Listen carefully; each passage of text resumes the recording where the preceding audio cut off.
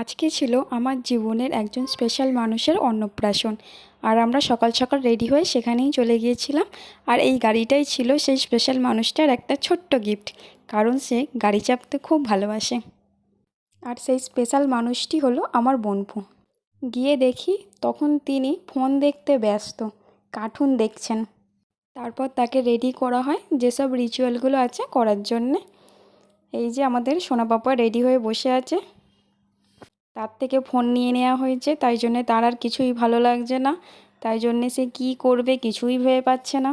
এবার এনাকে নিয়ে যাওয়া হবে স্নান করাতে। তারপর স্নান সেরে এসে ডেকোরেশন করা হচ্ছিল, পায়েসটা গাঁদা ফুল দিয়ে ডেকোরেশন করা হয়েছে। আর সবার যেরকম 5 রকম ভাজা মাছ মাংস দিয়ে করা হয় না, সেটা এদের ছিল না, এটা শুধু এদের পায়েসই ছিল, তাই পায়েসটাই এরকম করে সাজানো হয়েছে। তারপর সোনা পাপা আমাদের রেডি হয়ে চলে এসেছে। দেখতেই পাচ্ছ সোনা পাপাকে একদম শ্রীকৃষ্ণের মতন দেখতে লাগছে। তোমরাই দেখে জানিও কেমন লাগছে আমার সোনা পাপাকে।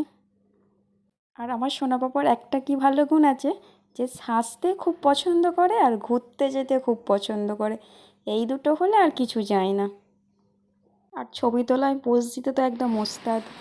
এরপর পরের রিচুয়াল, মামা মুখে পায়েস দেবে। যে রিয়ানের মামা রেডি হয়ে বসে পড়েছে, ভাগনার মুখে ভাত দেবে। আর সোনা বাবা বসে বসে ভাবছে কখন ভাতটা দেবে গেলে, ছবি তুলেই যাচ্ছে। এবারে পাপার হচ্ছে প্রথমেই কিছুর একটা জল করা ছিল, সেটা গালে দিচ্ছিল।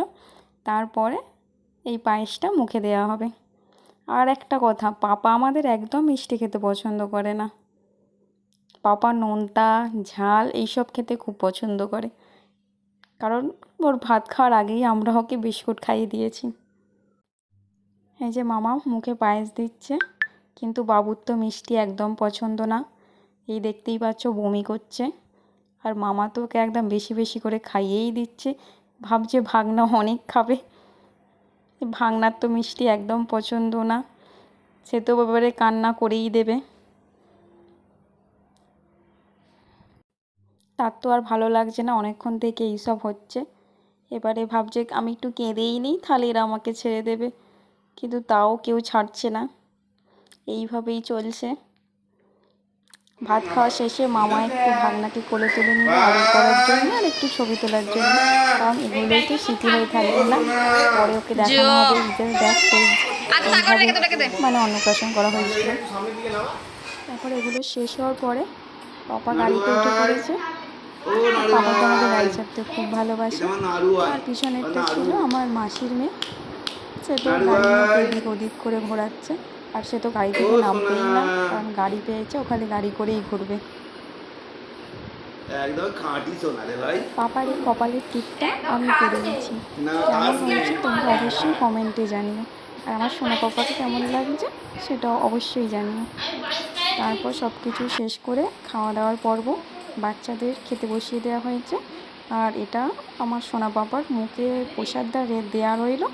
আর পরে অনুষ্ঠানটা নভেম্বরে সেলিব্রেট করা হবে। খাওয়া দাওয়ার পর্ব চলছে। ভিডিওটা এই পর্যন্তই রইল। ভালো লাগলে একটি লাইক কমেন্ট করে শেয়ার করে দেবে। টাটা বন্ধুরা।